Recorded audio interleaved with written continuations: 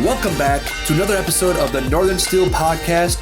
I'm your host, Dominic Paskowski, and with me is my brother, Christopher Paskowski.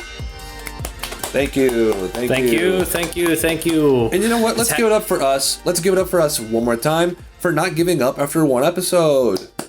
Ooh, all right, we made it. All we right. did it. Chris, what do you have to say? Thank the audience. Oh gosh, guys, you have been so great. I mean, That's enough. That's enough. Fair enough. Okay. Here's what we're gonna do. A lot of stuff happened this week in free agency, like we thought they would. So before we get into all the Steeler news, everything we have to do, I want to do a quick roundup of what happened in the NFL. You might be thinking, I don't care about those other teams. Well, too bad, because the NFL is interesting, and a lot of stuff went down. So many things went down. It seems like eons ago that they happened. All right, so let's do a quick fire through on what went down last week. First, Khalil Mack traded to the Chargers. Crazy. Insane. Yeah. Absolutely insanity. Big move on. As well as J.C. Jackson signed with the Chargers. And Chandler Jones signed with the Raiders. And I know we mentioned this last week, but Russell Wilson traded to the Broncos. I mean, oh my gosh. The AFC West really is insane. It's a powerhouse. They're scary. They're looking really, really scary right now. Every single team. I mean, the Chiefs are still the Chiefs. They picked up Justin Reed. I mean, good Lord Almighty. I mean, the AFC West, all four teams can make the playoffs. They really could this year. Mm-hmm. But we'll see what happens. We also this past week, Carson Wentz was traded. You might be saying, who cares? But it's a big deal. He went to the Commanders, which should be an XFL team, but that's where he went. We didn't mention this last week, but Bobby Wagner was released.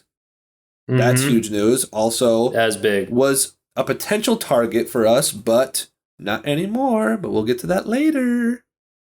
Ooh, I'm curious. But hopefully Bobby Wagner doesn't go to those dirty teams in our division. We will see. Von Miller just today signed a humongous, ginormous contract with the Buffalo Bills, 6 years, $120 million. Wow. Insane. First off, the team itself was kind of, no one ever saw it coming. And then also 6 years, the dude's been in the league since 2011. All right. He's going to play until he's 38. You got to be kidding me. No chance. No. But I mean, okay, I don't want to get too much on it.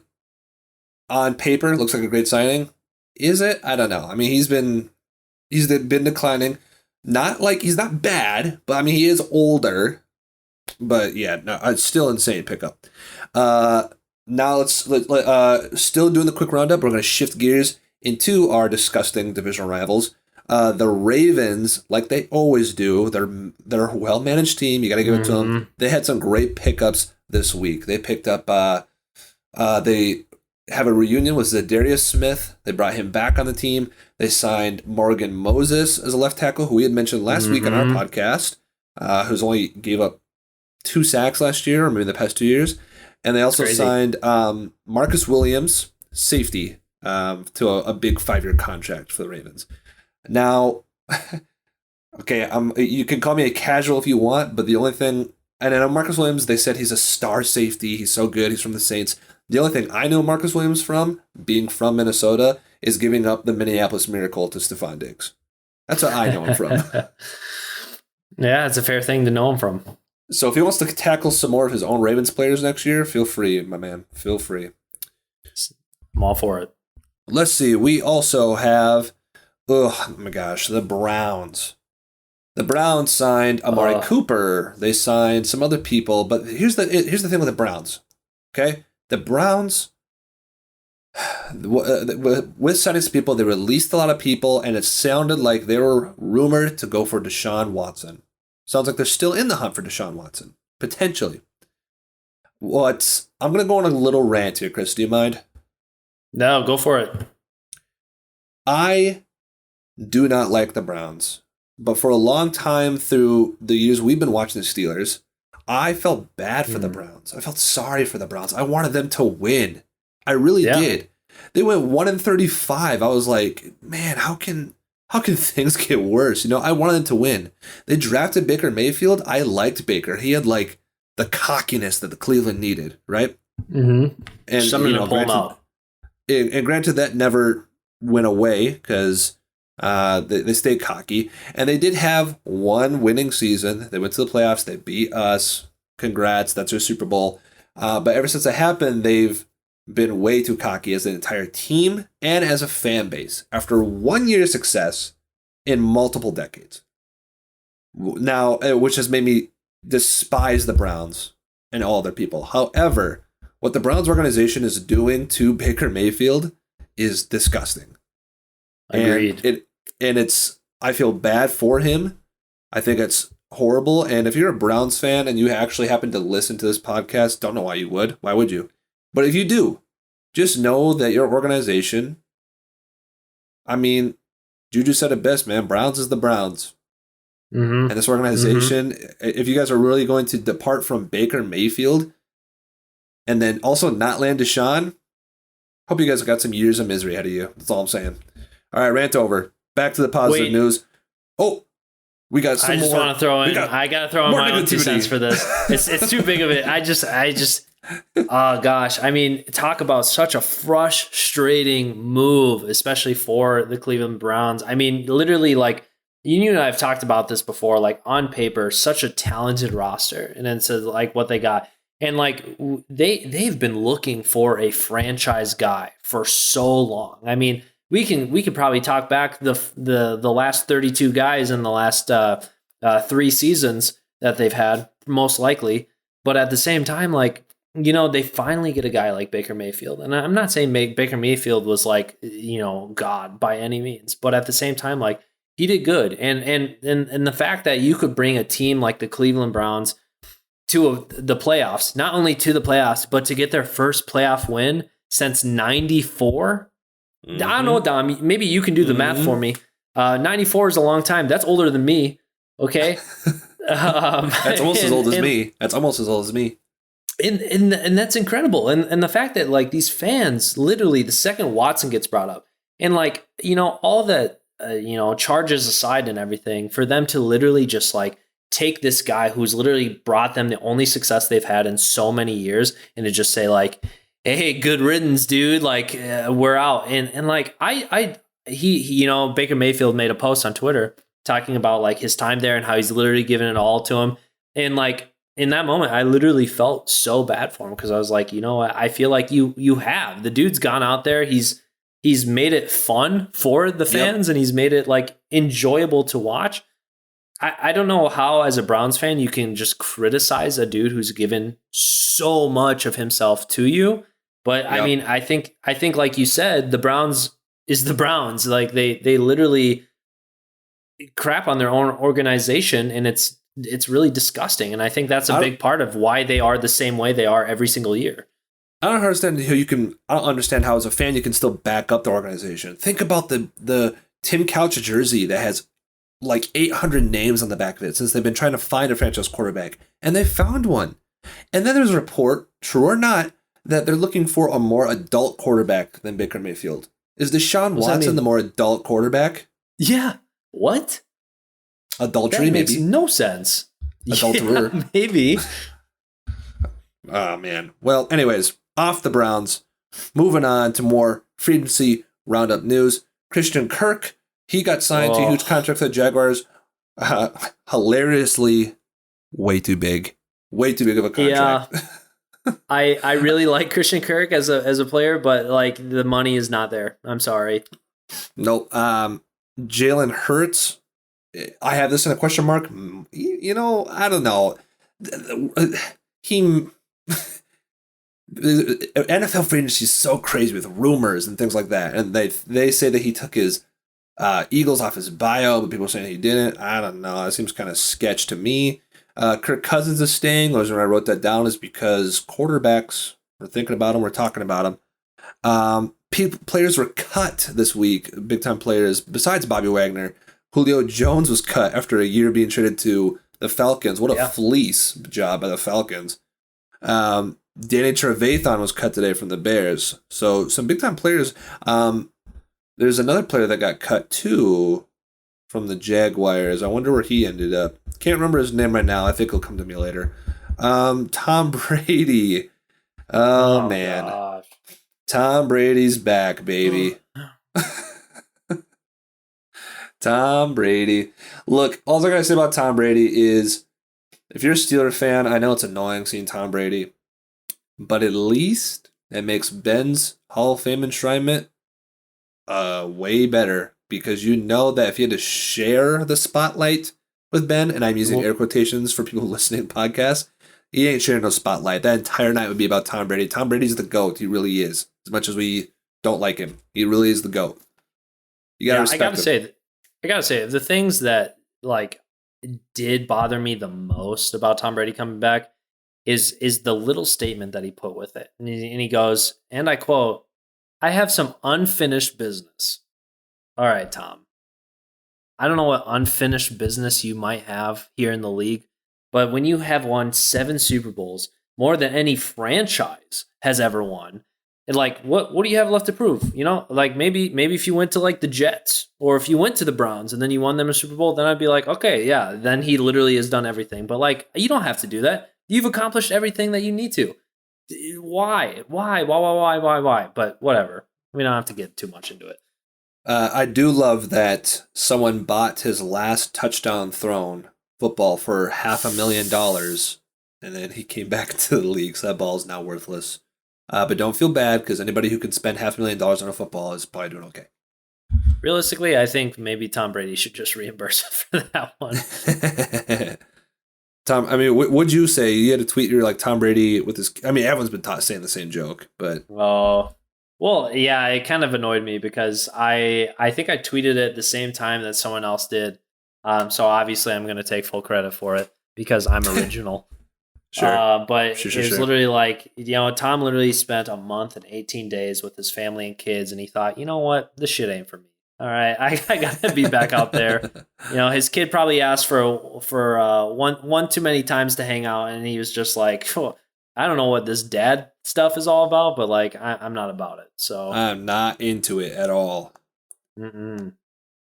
So now we're moving on finally into some Steeler news. Free agency went crazy these past couple of days. Today was the official start of free agency, where things have become official. So we actually have made a lot of moves. First off, let's talk about some players that we re-signed. You and I were right last week. We talked about Miles Killebrew, safety. I think that's a great re-sign. Good special teamer, had the 2 blocks. We talked about that last week.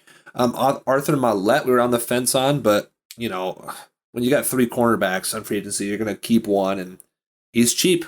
So, yeah. Keep him. Maybe he'll improve. He didn't do too bad. He just couldn't really stay healthy. So maybe he'll improve. We also re-signed Montravius Adams. That was somebody you and I wanted to see back. Huge rotational piece. I don't know how, with the way that he performed, you can't physically sign that dude back. Yes, I agree. He had some good run stopping in a year where we were terrible at that in general, and had some good pressure that he supplied. I think if we can build some more pieces on the line, like you said, a great rotational piece. We also re-signed Chucks Okorafor. I think you and I were on the fence on if you would re-sign him or not. I am okay to a degree with it. The reason why I'm okay with it is because we have signed some other people, spent our money elsewhere, which we'll get into shortly. But at first, I don't think I was too thrilled about it because there are some great tackles still available in free agency, which we can touch on also later in this podcast. And I also thought the amount they gave him was really high. However, Omar Khan, who does a lot of the financing for the Steelers, he had a great deal in set or put in place to where we're not stuck in this contract situation if things don't work out. And you know, he wasn't horrible last year. I mean, he's just, you know, he is what it is. Yeah. But there's still some other players out there to be signed. Anyone you're hoping to be signed out there, Chris? Resigned, I should say. Resigned. Yeah, so I think a couple of the big targets that we got to be looking at for sure. And I've seen a couple of reports where interests have become way low. Is I would really, really, really, and you and I touched on this last week. Juju Smith-Schuster. Yes. The dude is just too valuable of a player. We are really lacking at that wide receiver position, and that's just something that we need. We can't just depend solely on the draft, especially when we only have two guys potentially right at that position. We need depth. We need a guy who knows the system, and I think Juju's an excellent piece. Aside from Juju, I think Kello is still on there. Witherspoon, yep. I mean, yeah, and we'll get into it later with all the new guys that we got, but I don't think that necessarily should close the door on him. I think he definitely did enough last year to earn his spot and to maybe get a re-signing. So we'll see what happens there. And then my favorite free agent that's still left out there, who's left to be on sign, is Mr. Bobby Wagner. I know with Miles Jack, it's really I had him on my list originally. I think he's still a great player. I don't think the need is necessarily there anymore because of the guy that we picked up. But at the same time, I think he's an excellent person, a great veteran presence. And I think wherever he goes, he's going to make a difference. So really throwing out the spoilers there by bringing up Bobby Wagner and Miles Jack, because I was talking about players to re-sign, and Bobby Wagner's not from our team. But spoiler alert, look out. I mean, of course, you guys already know. This is already over. Let's go to the players we did sign. Biggest hype of today, towards the end of the day, Miles Jack, baby.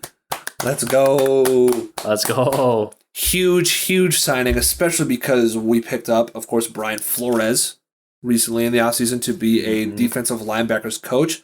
Our biggest thing with that was hoping that he can really improve and help and bring out the fire in Devin Bush, the top 10 worthy pick that we put on Devin Bush, which we think he can. I know a lot of people are down on Devin Bush, but I think he can be that kind of star caliber player. And now pairing him with somebody like Miles Jack, who is great in coverage, he's fast, he's smart, he can kind of be the green dot, he can be the leader on that team, and Brian Flores is teaching both those guys. I'm very excited. I'm very excited for that. I think this is the first time since we had a combination at middle linebacker like Ferrier and Foote where I feel like pretty confident in the abilities of our guys in the middle. And I think that was such a lacked aspect of our defense because, when Alualu and Tua got hurt and then those runs kind of cut up the middle, like we relied on Devin Bush and then guys like Spillane and Colbert. And Colbert was supposed to be this big signing. Dude did not really make the cut. But nice. Yeah, thanks. I've been working on that one. But it's going to be huge getting a guy like Miles Jack in there. The dude's a game changer, and I'm excited to see what he does in the black and gold. So what we can do, Chris, is I have some Miles Jack highlights. Now, for a podcast, we'll see how this works out. Obviously, this is more of a visual thing. I thought we could, what we try to do is me and Chris decided we're not going to watch any highlights of the new players that we get, and we're going to try to, it's very tough, and we're going to try to react to them on the podcast. Now, of course, we know who Miles Jack is. We know the type of caliber player he is. I mean, he destroyed us in 2017, both times we played him. He gave us the big fat L on his helmet running off the field. There's a picture of it on the playoffs. But now he's on our team. So I thought we could react to that real quick. I'm going to try and share my screen the best I can. And just feel free to... we're going to try and talk about it, Chris. We're going to try to do what we can. And... you know what? Let me know if it's just not working out. If it's really laggy. Otherwise, just kind of fake it. My imagine is gonna be laggy. I can see it on my screen that my mouse is lagging around, isn't it? Oh yes, it is. Yeah. Okay. Well, good luck to you. All right. Fair enough. I'll just base my reactions off of yours at this point. Okay. So you have Miles Jack. I mean, he what he does right there is he just stops the run so well, and he forces fumbles too. These highlights that I pulled up here, Chris, I don't know if they're. I think they might be from his career, or maybe from 2021. Here's against the Vikes. He's just right in there, and I believe he forces another He forced another fumble, and we need linebackers to just hit and get in there like that. Oh, that was an amazing play against Joe Burrow, too. He jumps up, defends it. That's kind of Devin Bush's old pick. And there's another pick against the Bengals, which you like to see come to the division, going around it. This highlight, too, is a little bit older because it's on Andy Dalton. and look at those skillful moves right there. I saw a little... I saw a little post on Twitter where they're like, "Hey, if you never need a backup at running back, check out Miles Jack because he's got the moves and he has some finesse. He has some swag with everything that he does. I am really excited about his play style coming up for us. He's fast. He's smart. I mean, he can sack the quarterback. As you see there, he's around the ball. I mean, you got people like TJ who can cause. Yeah, you got people like TJ who can cause forced fumbles, and people like Minka who's aware of the ball. Look at that! Look at this sack up the middle. My gosh! I mean, what are you gonna do with that, dude? What do you do? And Devin Bush truly actually should be the guy that. Oh, here's a pick six, easy peasy. And Devin Bush, honestly, he should be the guy that should be blitzing the quarterback. I think that is more of his strong suit. Here we go, playoffs against Big Ben. Yep. I remember that one like it was yesterday. Oh gosh, yeah. But you know what, man? If you'd have told me, if you'd have told me that we would have scored 42 points on that defense, I would have told you we won that game. So that's really unfortunate. But yeah, I think Devin Bush can rush the quarterback really well. So if this guy can play even better coverage, that's great. They can both blitz at the same time. We haven't done that in a long time. Yeah, I mean, look at him. He's just always in there, man. I think the thing that Jack has is he's quick. He's able to get in there and he's able to back off and maybe play some coverage stuff. I know that our linebackers really struggled within the coverage packages, and I know that Devin Bush is really not that kind of a guy. We try to get with other players, but at the same time, like I think Miles Jack is kind of a dual threat. If you want him to blitz in, he definitely can do that. But if you want him to go back and cover, the dude's a beast. I think I would like for once in my life as a Pittsburgh Steelers fan. I'm fine with a linebacker covering a wide receiver. Dude, I know. Because that's all we ever do. And, oh man, I'm just so excited to watch him and Devin Bush together. I think it's going to be really special. I think he's going to help with the run. I mean, he could, depending on what our cornerback safety situation is, if he can add even more pressure along with Watt, Highsmith, Hayward, and even Tuitt if he comes back, and you add in another pressure with Jack too. I mean, what do you do? What do you do? Exactly right. What do you do? And I think that's a great step to build upon. 2-year contract, that's really nice, especially because we might need him. I think we're building right now, which is really great. Another pickup we got is Levi Wallace from Buffalo Bills. Okay. Yes, sir. Wallace. Yep, good. Yeah, let's give it up for Levi. Welcome to Pittsburgh, baby. Welcome to Pittsburgh. Have to be honest. When we signed him, I wasn't thrilled is not the right word. I didn't know how to react because I don't know Levi that well. But again, shout out to Nick Faribault, shout out to Alex Kozora. They've really gave a bunch of great insights on these players. And if you don't follow him on Twitter, you should. And they've kind of really helped us kind of see, you know what, Chris, I think this might be a really good pickup for us, especially because he's cheap. Mm-hmm. Now, do you care if I go off a little bit on this? Because I feel like for the player that we were very hesitant on, I did some digging. And I found some old things, and it's kind of really made me appreciate that a little bit. So, a little backstory on Levi Wallace. The dude kind of feels like he's been hit around his entire life. I mean, before getting to college, apparently his father passed away from ALS, and he's kind of been a trooper ever since. He was a walk-on at Alabama. You don't just walk on to Alabama's program with Nick Saban and expect to play, let alone make the team. But he did it. All right. Not until his junior year is where he finally got to play within, I think it was the last 5 games or so. And then he finally got a starting spot his senior year where he recorded 3 interceptions and they won a national championship. And that's huge, right? So, I think with Minka. He did play with Minka, which obviously adds a lot of versatility into there and some great dynamic, which is huge. And so not only that, they go into the draft. He gets undrafted, whatever, but he gets signed on to the Bills practice squad. The dude works his absolute butt off, and he gets pulled up. He plays within 5 days. Never saw practice squad ever again. The dude has been an absolute baller. I think what he has with his grit and his heart is exactly what the Steelers need, especially on the outside. Hopefully he can continue up that level of play.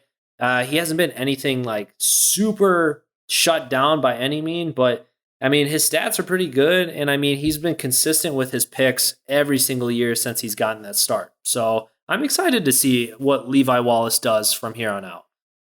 Yeah, and I think we touched on it a little bit earlier, but I think I'm a little more excited about it too as well, because also his contract is a lot cheaper. I think it was a big part of it. He got a 2-year, $8 million contract.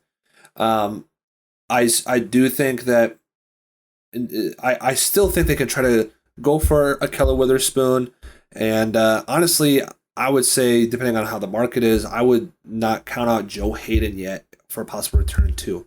We'll put on some other cornerback ones. The thing I'm worried about is that I don't think we have a cornerback one yet. I don't think Levi Wallace is a cornerback one, but I think he can be a very, very solid number 2, even though he did step in last year, from what I read, and took over the cornerback 1 spot when Tre'Davious White was injured for the Bills. So it's not like he can't do it, but I just don't think. I think he'd be better suited and more fruitful playing the CB2 spot.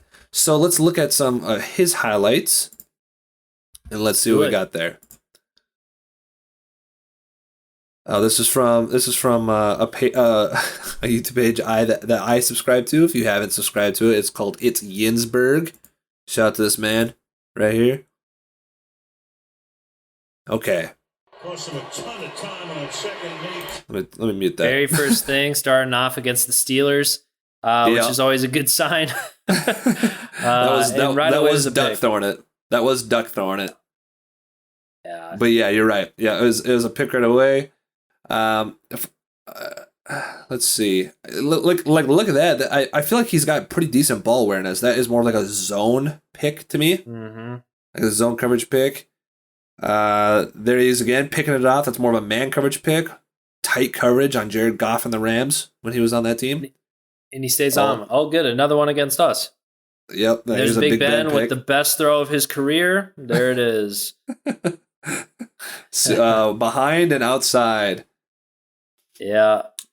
2 picks against us, but I mean, he looks like he's got good ball awareness, ball skills. I just really like to see against some Ravens. Sacks Lamar Jackson for a huge loss. Love to see it.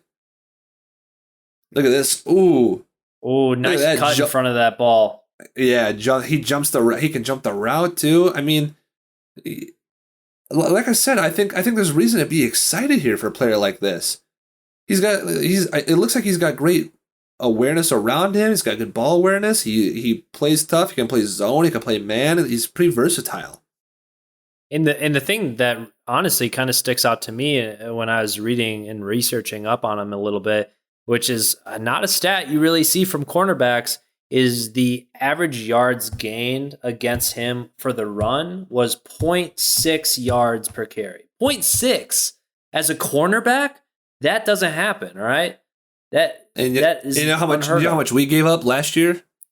130. 6 yards per carry, probably. Probably more. Honestly, more. We saw too many times. I mean, it's obviously, I think our front middle line was really depleted, but it didn't matter where people ran on us, whether it was outside or inside. It was horrible. So it's nice to finally get some containment in that area. Like we got Miles Jacks playing good against the run. It looks like Levi Wallace plays good against the run. I think that's really exciting. Next, for you, I don't have tons of highlights. I do have, again, from my boy. I don't know why I said my boy because he doesn't know who I am. But I have on Alex Kazora's Twitter page. Again, please follow that if you are a Steelers fan looking for some great insight and some news. He offers very logical information and insight on the team that we love most. But I have his Twitter page for the next two players we signed. The first one being Mason Cole. Mason Cole is an interior lineman. Has played center and guard. Played for the Vikings last year and played for the Cardinals before that. We signed him to let me look up again, 3-year, $15 million deal, which is pretty large for this man. But right now they say that he might be the starter. Sure, right? But I could definitely see him being more of a depth piece, depending on what we do down the line. So this is actually from Josh Carney, another Twitter page of a Steeler guy. He's cut up some video. I don't know if you can see this, Chris, at all. But he's cut up some video of... That's okay. You can't see it? No, I mean, it moves. It's just small. Oh, sure. How about if I do this? Ready? Bang. Wow, that's wonderful. Mason Cole, right here in the middle, number 52. He played for the Vikes. He also played against us when Dalvin Cook ran for 3 miles worth of rushing yards. So here's that play again. I mean, he chips this guy, gets that guy. Makes a great lane for Dalvin Cook. He played well against us too. I mean, who didn't with the run? You know what I mean? And I was going to say right away off that very first one, it's nice to see him see that a block is handled and then try to find someone upfield. And I think that's really huge. Yeah, I do too. Here's some goal line stuff. He's playing center again, right there, pushing that guy to the outside. He didn't get in, but that wasn't really on him.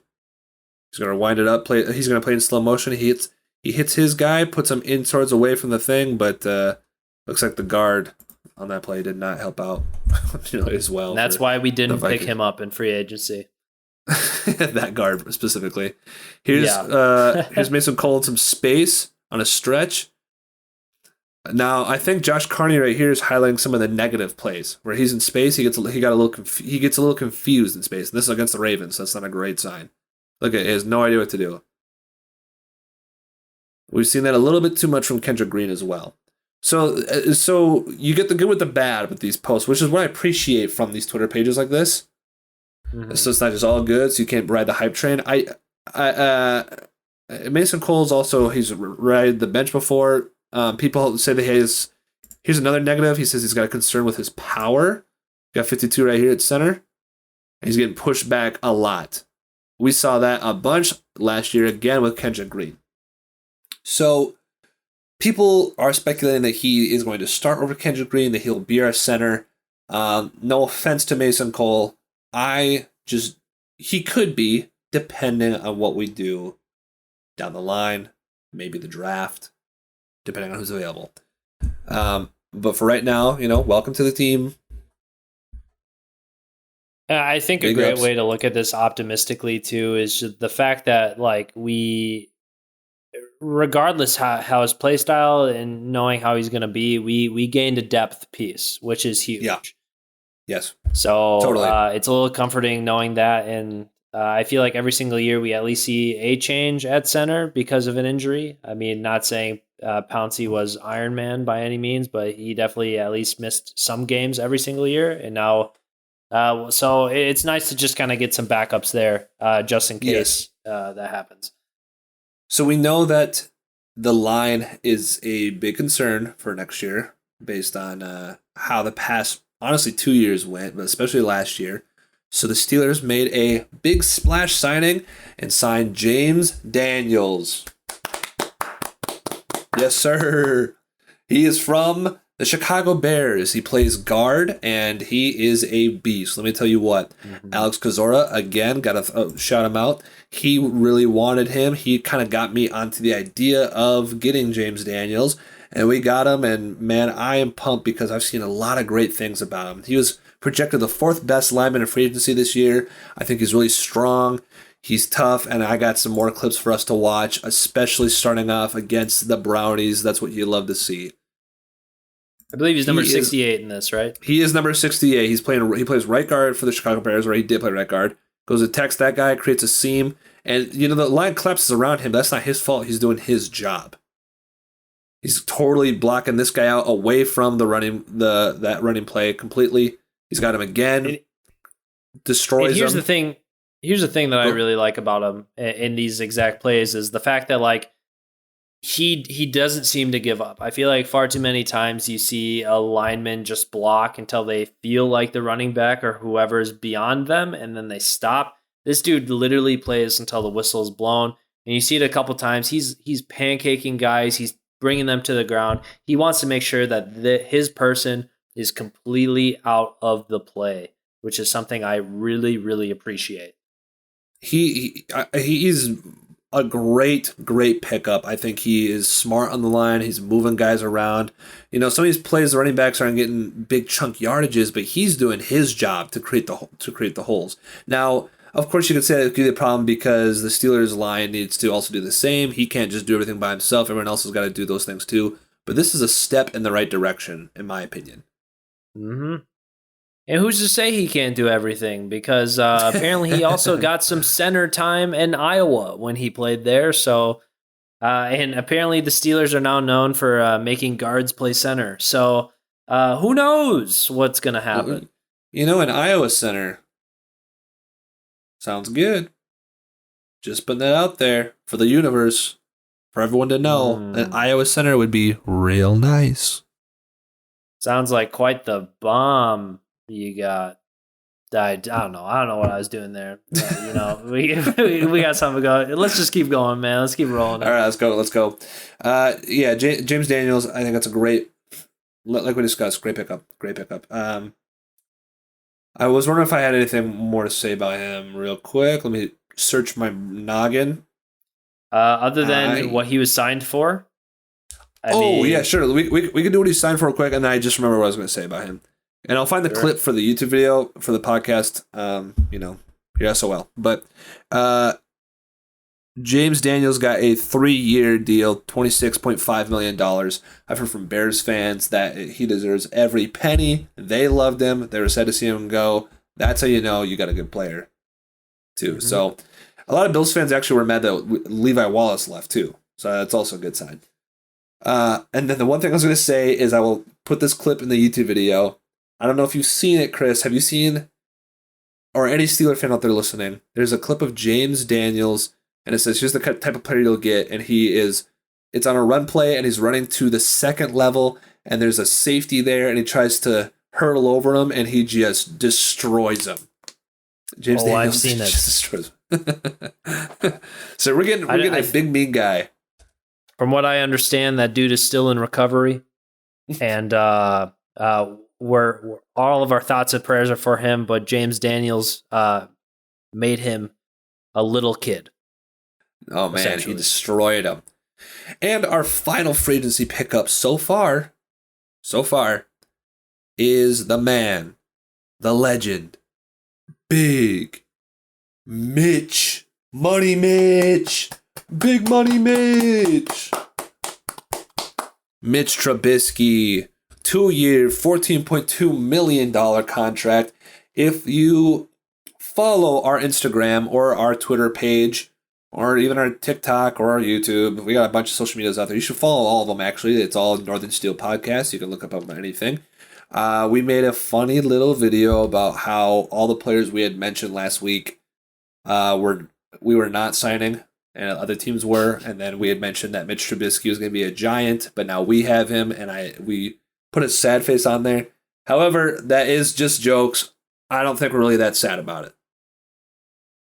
No, I honestly feel like it's a really good pick. I think in the moment, when all these big names are being tossed around you, you're like, man, we could have had this guy or this guy. But I think Trubisky is a really great quarterback. He's a really good bridge quarterback because it gives us now a few options, not only for this year, but the next couple of years. With, I believe it was a 2-year deal for X amount. What was it? 2 or 3 years, Dom? It was 2 years, and it was for. Sorry, I was scrolling away. I was looking for another post. It's 2 years for $14.2 million. And like I said, 2 years for four. Like that's a phenomenal deal. We're not spending a ton of cap space on him. Like I said, a great bridge quarterback. It gives us an opportunity to not only see the quarterbacks in this draft class, but the quarterbacks for the next and the year after. And then who's to say that if things pan out, you in Trubisky plays out of his skill level, or I shouldn't even say that because the dude might actually be a really great pickup for us, that he doesn't end up becoming the permanent starter with the little amount that we're paying him, which would be even a better deal. You know what I'm saying? So, I mean, for what we're getting out of it, for what we're scheming as an organization, I think it's an excellent pickup. And I'm all in on, what was the name? Trubit. No, I think it's Trubit Ski. See what I did there? I did. I sure did, and I do not like it. ESPN had a graphic that I saw on Twitter that I think is also really interesting for our team. It is you and I both have strong feelings, as well as a lot of fans do, about Matt Canada. Not really the biggest fan right now. However, we do. I don't think you can really. You can toss him out the window, but maybe just hold off a little bit because we were playing with Ben. And Ben wasn't mobile, and it was his last ride, and we're kind of just want to do what Ben wants. But Matt Canada is a big motion guy. Here's a graphic from ESPN with Trubisky with the Bears from 2017 to 2020. His total quarterback rating on motion plays was 68, and non-motion plays was 46. His completion percentage on motion plays, 69%. Nice. And on non-motion plays, 62%. His touchdown interception ratio on motion plays, 29 touchdowns to 7 interceptions. And on non-motion plays, 35 touchdowns to 30 interceptions. Dom, what was the number that you said the first time, the completion percentage? 69%. Nice. Sounds like my kind of quarterback. Indeed. He sure does, because he loves to kiss kitties. Anyways, he as you can see from those numbers, I mean, 29 touchdowns to 7 picks, 69% completion percentage. I'm talking fast. I'm excited. I think that's really great for the offense that Matt Canada is trying to build, actually. And we didn't really watch a lot of Mitch Trubisky, but I got a feeling he's a little more mobile than what we think. But I do have some highlights. Let's check out the new quarterback for the Pittsburgh Steelers. Let's do it. Another video by Itzy Insberg. Shout out my boy, who doesn't know who I am. Thank you, Jensberg. Man, I really gotta go. Golly, man, it's great that they're just showing Kenny Pickett because that's making me feel really great about Mitch Trubisky. Here we go. Look at that. So he's very immediately mobile. He can run and he can move out of the pocket. Look at this throw back there with his back foot. That's a great throw. It really is. Almost stumbles here in the pocket like a scrub, but it picks it up, throws a dime on the corner. Yeah, seriously, great. Throws a deep shot, wide open, right in the money, right in the breadbasket. Miss seeing that. Yeah, so do I. And he goes with his running away again. He's quicker than I imagined. Yeah, the dude has a lot of speed to him, which is nice. Look at the camera, doesn't even know what's going on. Look at this man go. Oh, man, pulled a... what's that guy's name? Daniels from the Giants. Tripped. Another deep pass. against the Patriots. Look at him just escaping those sacks. He's able to get around the pocket, which is really, really nice and seems a little familiar. Oh, and a touchdown. I mean, he uses his legs. You don't think he would. You hear the name Mitch Trubisky, you don't think this man can run, but I mean, the video speaks for himself. I don't really care, Pat McAfee. I mean, I love you, buddy, but I want to see some more highlights. Dom. No, I feel like I might be going a little crazy here, but that is that number on a jersey. It says number 10, right? Look at this. It doesn't sit. He doesn't even go out of bounds. He doesn't even go out of bounds. It doesn't say young number 7. No, it says 10 for the white Cordell Stewart. All right, I dig it. Hey, Cordell was mobile. I'll take it. Look at that deep pass. I mean, running around. You got to like this because even if our line, kind of is not playing the best or they're having a rough time, hopefully we're fixing that issue. At least he can move around. So I'm hoping we can get away from these 2-second passes that we were doing the past 2 years of Ben. No offense to Ben. I love Ben. He's the GOAT, but. I think that's what we missed, honestly. I feel like when Ben was younger, he could extend plays when our receivers couldn't get open. I don't think we necessarily have the receivers on our roster that can. I might be biting my tongue a little bit because I think DJ is really, really good at creating separation. But other than him, let's say he gets into double coverage, we need that extra time for those guys to get open and everything. And I think Trubisky's mobility, creates that. Oh, I agree. And so I want to talk a little bit about if you're maybe feeling down about the Mitchell Trubisky pick. I want to talk about why I think, or we think, that it's probably pretty good. His contract is cheap. It has some incentives to where he can earn a lot more money. But those incentives, I mean, it's kind of like a win-win, you could say, right? Because if he doesn't play up to the standard that I guess Pittsburgh's used to for a winning quarterback, right? Well, now you're looking at a low draft pick and especially if we don't draft a quarterback, and a way better quarterback drafting class next year. And if he does play really good to earn those incentives, that means we went off. And we had a great year with Mitch playing there. Yeah. And honestly, he would deserve that then. So his deal is really friendly. It's better than trading picks away for Jimmy Garoppolo. Mm-hmm.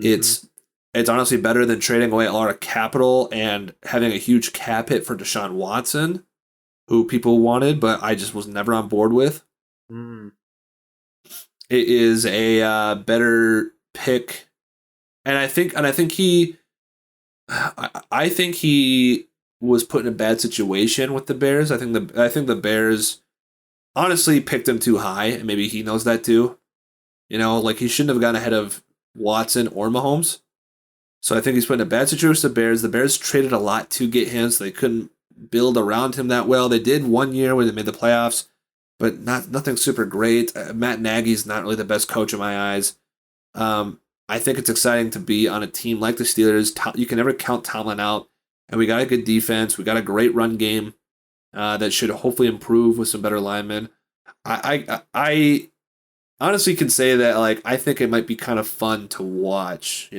Now, who knows? He might come out and just really lay a bunch of eggs. You never know. But that's just kind of we're in new territory here. Brand new quarterback. You gotta kind of trust who you have and enjoy the ride.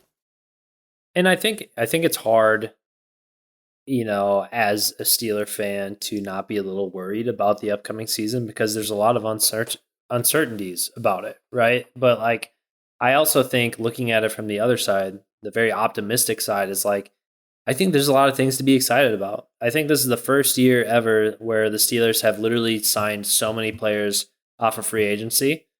And that's huge. It's we're literally making such a big push to be a competitor, even though we lost a Hall of Fame quarterback, obviously maybe not playing at a Hall of Fame caliber the last 2 seasons, but I think this speaks volumes to what we're doing as an organization. And I think it's hard not to be excited about it. I understand maybe being, a little wishy-washy, but I was the exact same way before all this stuff started. But after seeing all the effort and all the picks that we've gotten, Dom, I don't know about you, but I'm pretty amped. I want preseason here already. I mean, yeah, I know. I agree. I say this every year. Like, I don't want to wish away summer, but I am also very amped. And we still have a draft to go through.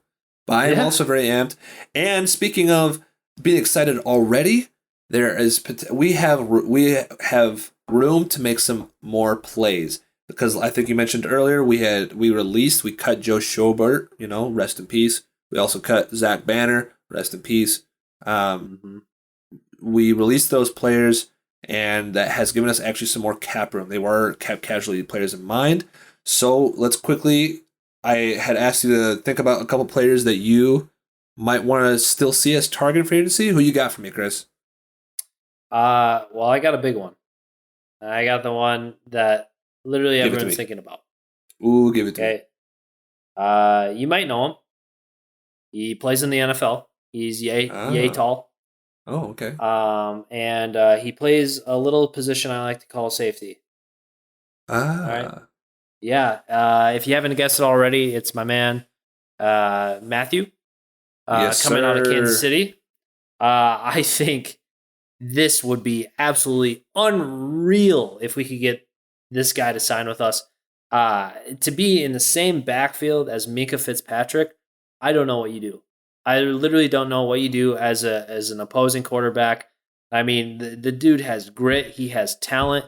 He just wants to be out there, and he's a competitor. And I just think he would be such an amazing pick. Obviously, we have no idea what's going to come up with Terrell Edmonds coming up, and hopefully we find out something here soon. But I've heard a lot of good things and how we are potentially targeting him. And so it'd be really awesome. And he's kind of on my free agency wish list for what we got left. Yeah, he wasn't on ours until these rumors started swirling around. And now the idea's in our head. Because now with Miles Jack, you got to think like, especially if Tuitt comes back, you got to think you got Hayward, Tuitt, Highsmith, Watt, Jack, Bush, Matthew, Fitzpatrick. Are you kidding me? Don't forget my boy Alualu in the middle. Exactly. That is insane. Yeah. Mitch, we might put you in a position where you just need to score like 20 points, dude. That's it. Just score 20. Dude, if even. Exactly. Seriously. I mean, regardless of our corners on the outside, if you have those two guys as being high safeties, like, there's your extra backup right there. Yeah, I think that's a great. Do you have another pick for me, or is that the big one you got? I'll let you go on this next one. Okay, I'm gonna try to make it quick because we're running low on time here.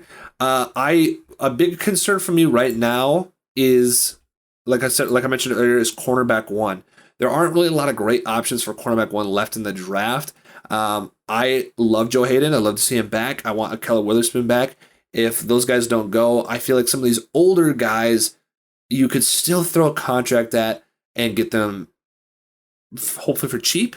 I mean, Stephon Gilmore still made the Pro Bowl last year. There's Kyle Fuller from Denver. There's Chris Harris from the Chargers. He's 32, just like Joe Hayden. Pat Pete was rumored he wanted to go back to the Vikings, but Bryce Callahan from Denver, he's a little older as well. Xavier Rhodes is old. There's a lot of these old players. There's Steven Nelson too, who I know he tried to burn that bridge, but I'd still take him back. Casey Hayward, he's older. Mike Hughes, I would take because he was supposed to have some potential there, but I don't know if he'd be a cornerback one. That's the issue. So a lot of those older names, I would still put a cornerback one, I guess, just for veteran experience. And especially someone like Stephon Gilmore. I think if you could somehow land him or Kyle Fuller or whatever, and you got Tyron and Minkah back there, I mean, those are two great guys to help you out in case you're kind of feeling a little old, a little slow. So I think cornerback one, I would still love to see them try to get. But if not, maybe they can get some other positions so that maybe they can hit that a little quicker in the draft. I 100% agree with you. I got one more. Do you have one more, or are you good? I'm totally fine. You continue, sir. Okay, the one more that I want to see us address, Chris, is defensive line. Just because we're really not sure if Tua is staying or going. Like we mentioned before, We respect Tua. Tua can do whatever he needs to do, whatever he feels is right. And if he retires, that is okay. I think we need to potentially get somebody in his place in case he goes. Technically, he plays defensive end, so I don't know how these guys would fit because I haven't done the research on 4-3 to 3-4. So maybe these names that I'm about to say to you won't actually fit, and you'd be like, Dominic, you're a big, dumb idiot, but these are just big names I know of. I still think Dante Fowler Jr. would be super awesome. Akeem Hicks from Chicago would be, I think, a great pickup. Eddie Goldman, who they released as a defensive tackle, could be really great to at least have another depth there. And could be it. I don't think I want Jadeveon Clowney at all. But I think those first three names that I mentioned to you would be really awesome. But Derek Barnett, I mean, I'd take him. He's really young. He could be cheap potentially. Ryan Kerrigan, I know he's really old, but at least that's somebody, you know. Mm-hmm. So yeah, there's definitely some like options. Everson Griffin, he's super old. There's some options. I saw the Vikings are trying to trade for Daniil Hunter. I mean, they're probably asking for a lot, so I don't think we should do that. But I you know, until we get some information about Tua, which we don't need. They don't need to release that to us. We don't deserve that. I know a lot of fans are like, they need to tell us what's going on with Tua. I disagree. He's going through a lot of personal stuff. He can make any decision he wants to. But when they want to, when they want to release that to the public, I think we need to kind of make those decisions sooner than later. Mm-hmm. Okay, so the last thing I want to talk about in this podcast, thanks again for sticking along with us and listening to us ramble on about the team we love most in the black and gold.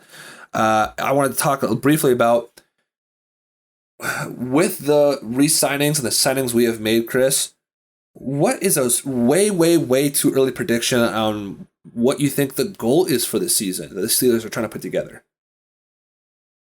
That's a really good question. And honestly, I don't know if I have a really good answer for you. I obviously the optimist Steeler fan in me says that this team that we're building around right now, they're looking pretty good. And I mean, like, obviously addressing a lot of those defensive pieces, and especially seeing what we get later on in free agency, or if not the draft, could be a big sign as far as what we're going for. And a big thing is too, like you said earlier, we're the Steelers. We're an organization that hates losing. We're an organization that somehow still is competitive, regardless of who we have on our roster, and we're always competing for that playoff spot.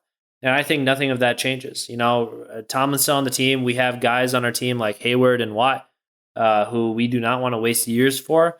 So I think the goal is always to win. We always want to put ourselves in a position to win. I think first things first. Let's see how the first part of the season goes, but I think playoffs is the first goal, to see how we do with this team, and then seeing what other signings we can get to maybe push us to that big game. Yeah, I think that's well said. I think what they're doing shows the fans and it shows the rest of the NFL that we're not going to lay down and die like a lot of us think we're going to, but we know that they're never going to do that.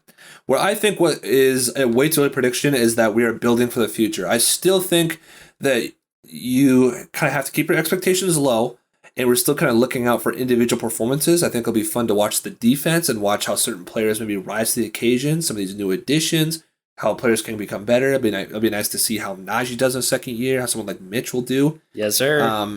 How someone like someone Mitch will do in this year. But one thing I'm sure to remember is that the AFC, especially this year, is so strong. The AFC West, like we just talked about, is absolutely nuts. I think every team can make the playoffs. The Ravens, I think, will be good again, barring an unfortunate 30 people on IR. They'll be really good. And honestly, my pick to potentially win the Super Bowl next year. I think the Bengals are going to be really good again, at least very solid. And the Browns, if they get to Deshaun Watson, they'll probably be good. But whatever, it's just a tough conference in general. The Titans are still there. You know, the Colts are trying to make their own moves. it's a very, very tough conference. There's a reason why Tom Brady came back to play for the Buccaneers because nobody plays in the NFC.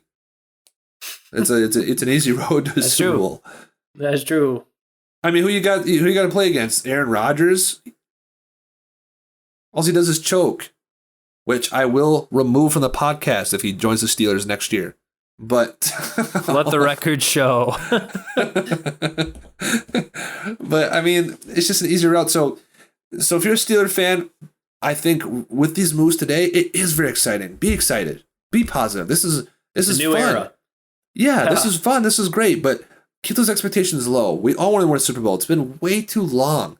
But I think we're building. I think we're trying to plant some seeds. We're trying to find our new identity, and we're building there. And kind of let everyone else knock each other out in the mouth while we do that. So, with that being said, thank you so much again for listening to our second episode of the Northern Steel Podcast. You can follow us on Instagram, on Twitter, on YouTube, on TikTok, if you want to. It's all under the Northern Steel Podcast. I messed up the outro again. I blew it. Episode 3 is going to be good. I am Dominic Paskowski. This is Christopher Paskowski. Thank you again so much. Here we go, Steelers. Here we go. All right. Peace out.